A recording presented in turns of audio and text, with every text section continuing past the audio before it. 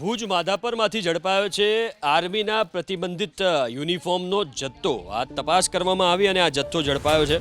Dhaka army general store અને Raghav army and sport સ્ટોરમાં કાર્યવાહી। આર્મીના પ્રતિબંધિત કોમ્બેક્ટ યુનિફોર્મનું કાપડ અને ડ્રેસનું જે મટીરિયલ છે એ જપ્ત કરવામાં આવ્યું છે। મિલિટરી ઇન્ટેલિજન્સ અને ભુજ પોલીસનું આ સંયુક્ત ઓપરેશન છે। પોલીસે 3 શખ્સ સામે ગુનો નોંધીને કાર્યવાહી કરી છે।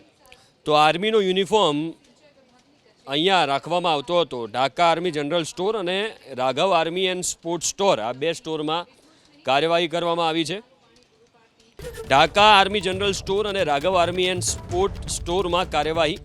આર્મીના પ્રતિબંધિત કોમ્બેક્ટ યુનિફોર્મનું કાપડ અને ડ્રેસનું જે મટીરિયલ છે એ જપ્ત કરવામાં આવ્યું છે।